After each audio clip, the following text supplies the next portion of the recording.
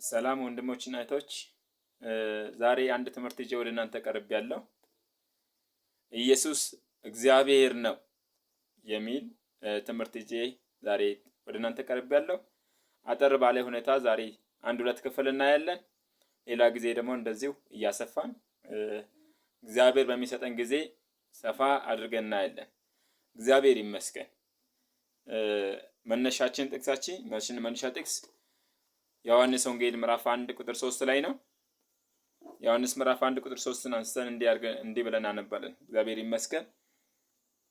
ሁሉ በእርሱ ሆነ፣ ከሆነም አንዳችስ እንኳ ያለ እርሱ አልሆነም ይላል እግዚአብሔር ቃል። ሁሉ በእርሱ ሆነ። እግዚአብሔር ይመስገን። በአዲሱ መደበኛ ትርጉምም እንዲህ ይላል፣ ሁሉ በእርሱ ተፈጥሯል ይላል። ሁሉ በእርሱ ተፈጥሯል፣ ከተፈጠረውም አንዳች እንኳን ያለ እርሱ የተፈጠረ የለም አለ። እግዚአብሔር ይመስገን። አንደኛው ኢየሱስን እግዚአብሔር ነው የምንለው፣ ክብር ለሱ ይሁን፣ ፈጣሪ መሆኑን ነው። ኢየሱስ እግዚአብሔር የሆነበት አንደኛው ፈጣሪ ነው። ሃሌሉያ ሃሌሉያ። እዚህ ቆላስይስ ምዕራፍ 1 ቁጥር 15 ላይ እግዚአብሔር ይመስገን እርሱም የማይታይ አምላክ ምሳሌ ነው አለ። ሙሉ እግዚአብሔርን አገኛለሁ ካልክ እርሱ ጋር አለ። ሃሌሉያ ይልና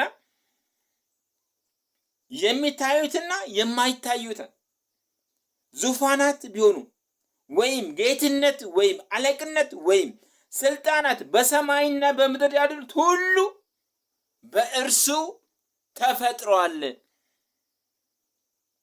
አለቅነት፣ ጌትነት፣ የሚታዩት የማይታዩት ሁሉ በእርሱ ምን ሆኗል? ተፈጥሯል። ሃሌሉያ ሃሌሉያ። እግዚአብሔር ይመስገን። ሁሉ በእርሱ ተፈጥሯል ይላል እግዚአብሔር ቃል። ሌላ አንድ ጥቅስ ተጨማሪ ስናይ ዕብራውያን ምዕራፍ 1 ላይ እግዚአብሔር ይመስገን 8 እስከ 12 ያለው ኢየሱስ ይመስገን።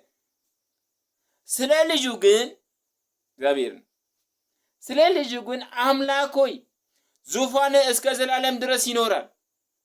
የመንግስት በትር የቅንነት በትር ነው። አምላክ ሆይ ይላ ዙፋን እስከ ዘላለም ድረስ ይኖራል። የመንግስት በትር የቅንነት በትር ነው። ጽድቅን ወደድክ፣ አመፃንም ጠላህ። ስለዚህ እግዚአብሔር አምላክህ ከጓደኞች ይልቅ በደስታ ዘይት ቀባ ይላል። ሃሌሉያ። ደግሞ ጌታ ሆይ አንተ ከጥንት ምድር መሰረት፣ ሰማዮችም የእጆች ስራ ናቸው፣ እነርሱም ይጠፋሉ፣ አንተ ግን ጸንተህ ትኖራለህ። ሃሌሉያ። ሁሉም እንደ ልብስ ያረጃሉ፣ እንደ መጎናጸፊያም ትጠቅልላቸዋለህ፣ ይለወጡማል፣ አንተ ግን አንተ ነህ። ሃሌሉያ። አመታቶችም ከቶ አያልቁም። ሃሌሉያ። ሰማያቶች የእጆች ስራ ናቸው፣ ምድርን አንተ መሰረትክ። ክብር ለሱ ይሁን። ይህንን መዝሙር ምዕራፍ 102 ቁጥር 25 አካባቢ እናገኛለን። እግዚአብሔር እንደሆነ ዳዊት ሲያቀነቅን ማለት ነው። ኢየሱስ ይመስገን። ምድርን የመሰረተ ሰማያትን የዘረጋ ማን ነው ስንል እዚህ ጋር ስለ ልጁ ግን ይልና ልጁ እንደሆነ ወይንም ኢየሱስ እንደሆነ የእግዚአብሔር ቃል ይነግረናል። ኢየሱስ ፈጣሪ ነው። ሃሌሉያ። የሚፈጥር ደግሞ እግዚአብሔር ነው። ክብር ለሱ ይሁን። አንድ ጥቅስ ልጨምርላችሁ። ዘፍጥረት ምዕራፍ 1 ላይ ወደ ዘፍጥረት ምዕራፍ 1 ስንሄድ እግዚአብሔር ይመስገን በመጀመሪያው እግዚአብሔር ሰማይና ምድርን ሰራ አለ። መቼ? በመጀመሪያው እግዚአብሔር ሰማይና ምድርን ሰራ። ሰማያቶች የእጆች ስራ ናቸው፣ ምድርን አንተ መሰረትክ። እግዚአብሔር። ስለዚህ ኢየሱስ እግዚአብሔር ነው ስንል ኢየሱስ ፈጣሪ ነው። እግዚአብሔር ሰማይና ምድር እንደሰራ፣ እግዚአብሔር ብዙ ነገሮች እንደሰራ ዘፍጥረት ምዕራፍ 1ን ታስታውሳላችሁ ብዬ አስባለሁ። ጌታ ኢየሱስ ይመስገን። ኢየሱስ ፈጣሪ ነው። ፈጣሪ ደግሞ እግዚአብሔር ነው። ሃሌሉያ ሃሌሉያ። ስለዚህ ኢየሱስን እግዚአብሔር ነው የምንልበት በጣም ብዙ መንገዶች አሉ። እግዚአብሔር የሆነበት ሰማያትን የዘረጋ እሱ ነው። እግዚአብሔር የተመሰገነ ይሁን። ምድርን የመሰረተ እሱ ነው። ሁሉ የእጆቹ ስራ ናቸው አለ። የሚፈጥር ደግሞ እግዚአብሔር ነው። አንድ እግዚአብሔር ነው ያለ። እግዚአብሔር የተመሰገነ ይሁን። ሁለተኛው ኢየሱስ እግዚአብሔር ነው የምንልበት መዝሙር 47 ቁጥር 5 ላይ እሷን ጥቅስ አንስተን አንብብ። ኢየሱስ ይመስገን። መዝሙር 47 ቁጥር 5 ላይ እንዲህ ይላል እግዚአብሔር ቃል፣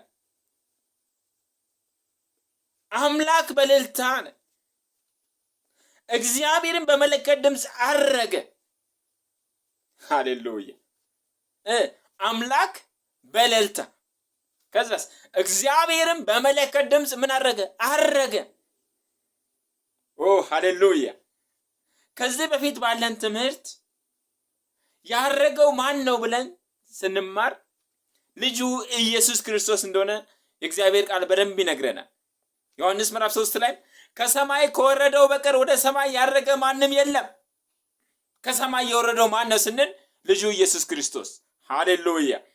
ኢየሱስ ክርስቶስ በስጋ እንደመጣ የሚታመን መንፈስ ሁሉ አለ የዮሐንስ መልእክት ነው። ኢየሱስ ክርስቶስ ነው በስጋ የመጣው። ሃሌሉያ። በስጋ የመጣው ነው ያረገው ብለን ተምረናል። ኢየሱስ ይመስገን። አንደኛ ጢሞቴዎስ ምዕራፍ 3 ቁጥር 16 አንስተን በስጋ የተገለጠ በመንፈስ የጸደቀ ብለን በስጋ የተገለጠው ማነው ስንል ልጁ ኢየሱስ ክርስቶስ ነው። ሃሌሉያ። በመንፈስ የጸደቀ ሲባል መንፈስ ቅዱስ የመሰከረለት ያጸደቀው ልጁ ኢየሱስ ክርስቶስ በስጋ በመጣበት ወራት ነው። ለመላእክት የታየ መላእክት ያዩት ያገለገሉት ማን ነው ስንል ልጁ ኢየሱስ ክርስቶስ ነው። ሃሌሉያ ሃሌሉያ።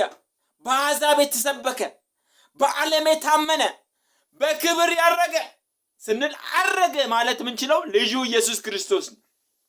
ጌታ ኢየሱስ የተመሰገነ በስጋ የመጣው እሱ ነውና እዚህ ጋር ልጁን አምላክ በእልልታ አለ። ሃሌሉያ። እግዚአብሔርን በመለከት ድምፅ አረገ። እግዚአብሔር ልጁ እግዚአብሔር ነው። ልጁ እግዚአብሔር ነው። ሃሌሉያ ሃሌሉያ ሃሌሉያ። ልጁ ምንድን ነው? እግዚአብሔር ነው። ኢየሱስን እግዚአብሔር ነው የምንልበት በጣም ብዙ መንገዶች አሉ። እግዚአብሔር የሆነበት ኢየሱስ የተመሰገነ ይሁን። እግዚአብሔር ይመስገን። አንድ ጥቅስ ላንሳላችሁ። ማቴዎስ ምዕራፍ 1 ቁጥር 21 እና ላይ ያለው ኢየሱስ ይመስገን። በኢሳይያስ ምዕራፍ 7 ቁጥር 14 ላይም ታገኛላችሁ ይህንን ጥቅስ። ማቴዎስ ምዕራፍ 1 ቁጥር 21 ላይ እንዲህ ይላል፣ እግዚአብሔር የተመሰገነ ልጅም ትወልጃለሽ፣ እርሱ ሕዝቡን ከኃጢአታቸው ያድናቸዋልና ስሙን ኢየሱስ ትለዋለህ። በነቢይ ከጌታ ዘንድ እነሆ ድንግል ትጸንሳለች፣ ልጅም ትወልዳለች፣ ስሙንም አማኑኤል ይሉታል የተባለው ይፈጸም ዘንድ ይህ ሁሉ ሆኗል። ስሙ ማን? አማኑኤል። ሃሌሉያ።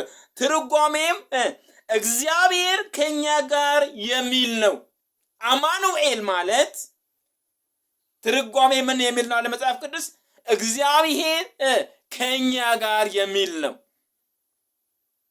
ማን ነው ከኛ ጋር የሆነው? ስጋ ለብሶ በሰዎች መካከል ያደረው ማን ነው ስንል እግዚአብሔር ነው። ሃሌሉያ ሃሌሉያ። እግዚአብሔር ከኛ ጋር የሚል ነው። ምን? አማኑኤል ማለት። ስለዚህ ኢየሱስ ክርስቶስ እግዚአብሔር ነው። ሃሌሉያ ሃሌሉያ። ኢየሱስ እግዚአብሔር ነው። አምላክ በእልልታ እግዚአብሔርም በመለከት ድምፅ አረገ የተባለው ኢየሱስ እግዚአብሔር ነው። ያረገው እግዚአብሔር ነው። በሰዎች መካከል የመጣው ማን ነው? እግዚአብሔር ነው። ኢየሱስ እግዚአብሔር ነው። ሃሌሉያ ሃሌሉያ። ዘዳግም ምዕራፍ 6 ቁጥር 4 ላይ እስራኤል ወይ ስማ፣ አምላካችን እግዚአብሔር ስንት እግዚአብሔር ነው? አንድ እግዚአብሔር ነው። እስራኤል ምን አድርግ? ስማ፣ አምላካችን እግዚአብሔር ስንት እግዚአብሔር ነው? አንድ። በመጽሐፍ ቅዱስ ከዘፍጥረት እስከ ዘራእይ ድረስ ስንት እግዚአብሔር እንዳለ ነው የሚናገረው? አንድ እግዚአብሔር እንዳለ ነው የሚናገረው። ክብር ለእሱ ይሁን። ስንት እግዚአብሔር ነው ያለ? አንድ እግዚአብሔር። ኢየሱስ ምንድን ነው? እግዚአብሔር ነው። ሃሌሉያ። ይህ አንዱ እግዚአብሔር በዘላለም ውስጥ በሶስት አካል ራሱን ገልጦ ይኖራል። ክብር ለእሱ ይሁን። ይህ አንዱ እግዚአብሔር በዘላለም ውስጥ በሶስት አካል ራሱን ገልጦ ይኖራል። ስንቱ እግዚአብሔር? አንዱ እግዚአብሔር። ይህ ማለት በሆነ ሰዓት አብ ሆኖ በሆነ ሰዓት ወልድ ሆኖ በሆነ ሰዓት መንፈስ ቅዱስ ሆኖ አድርጎ እንደሚያስተምሩ ሳይሆን በዘላለም ውስጥ ከጅማሮ እስከ መጨረሻው ስንት ሃሌሉያ አንዱ እግዚአብሔር በሶስት አካል ራሱን ገልጦ ይኖራል። ሃሌሉያ። ይህንን መጽሐፍ ቅዱስ በደንብ በሰፊው ያብራራዋል። ብዙ ጥቅሶችን ለዚህ ማንሳት እንችላለን። ክብር ለሱ ይሁን፣ ክብር ለሱ ይሁን። ለምሳሌ አንድ ቀለል ያለ ጥቅስ ላንሳ። ዘፍጥረት ምዕራፍ 1 ቁጥር 26 ላይ እግዚአብሔር ይመስገን፣ እግዚአብሔርም አለ ሰውን በመልካችን እንደ ምሳሌያችን እንፍጠር። እግዚአብሔርም አለ ሰውን እንደ ምሳሌያችን በመልካችን ምን እናድርግ? እንፍጠር። እንፍጠር ውስጥ ማን አለ? አብ አለ። እንፍጠር ውስጥ ማን አለ? ወልድ አለ። እንፍጠር ውስጥ ማን አለ? መንፈስ ቅዱስ አለ። ይህ አንዱ እግዚአብሔር በሶስት አካል ተገልጦ ሃሌሉያ ይኖራል ማለት ነው። ሰው ብቻውን ይሆን ዘንድ መልካም አይደለም፣ የሚመቸውን ረዳት እንፍጠርለት ሲል ሃሌሉያ ማን አለ ማለት ነው? ፈጣሪ። መልካሙን ስራ ለማድረግ በክርስቶስ ኢየሱስ ተፈጠር ነው። ሰው የተፈጠረ በክርስቶስ ኢየሱስ ነው። እንፍጠር ሲል አብ አለ፣ ወልድ አለ፣ መንፈስ ቅዱስ አለ። ሃሌሉያ። አሁን ያነሳሁት ኤፌሶን ምዕራፍ 2 ቁጥር 10 ላይ በክርስቶስ ኢየሱስ ተፈጠር። እግዚአብሔር የተመሰገነ ይሁን። ስለዚህ በዘላለም ውስጥ እግዚአብሔር ራሱን በሶስት አካል ገልጦ ይኖራል ማለት ነው። ሃሌሉያ።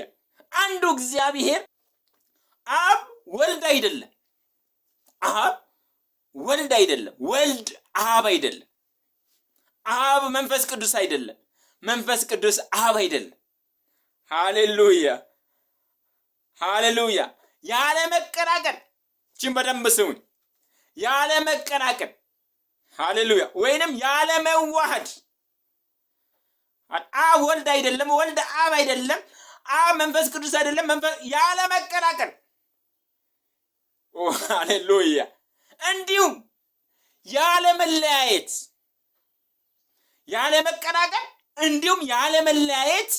ሃሌሉያ። በዘመናት ውስጥ አብሮ መኖር ማታሳካበው። ሃሌሉያ ሃሌሉያ። አብ ወልድ መንፈስ ቅዱስ ያለ መቀላቀል ወይንም ያለ መዋሃድ እንዲሁም ያለ መለያየት። መለያየት አይቻልም። መዝሙረኛ ዳዊት ምዕራፍ 1 ላይ ተናግሯል። መለያየት አይቻልም። ያለ መቀላቀል ያለ መለያየት በዘመናት ውስጥ አብሮ መኖር፣ በዘፍጥረት ውስጥ በመፍጠር ውስጥ በማድረግ ውስጥ አብሮ መኖር። የእግዚአብሔር ቃል ይህንን ነው የሚያብራራልን የሚያስማማልን። እግዚአብሔር ይመስገን። አንዱን ስንጠራ ወይንም አንዱን ስናመልክ ወይንም አንዱን አገኘን ስንል ስንቱም ሶስቱም አብ ወልድ መንፈስ ቅዱስ ክብር ለሱ ይሁን። አንዱ እግዚአብሔር ስንል ሶስቱም አካል ማለት ምን ማለት እንደሆነ ከዚህ በፊት ባለን ቪዲዮ ባለን ትምህርት ተምረናል። ክብር ለሱ ይሁን። ሶስቱንም አካል ማግኘት ይቻላል። ክብር ለጌታ ይሁን። ይህንን ትምህርት በሰፊው እንማራለን። ዩቲዩብ ላይ ተከታተሉ ወንድሞች። ከቻላችሁ ላይክ፣ ሼር፣ ኮፒ ሊንክ አድርጉልኝ። ክብር ለጌታ ኢየሱስ ይባርካችሁ። ሰላማችሁ እየበዛ ይሁን። አሜን።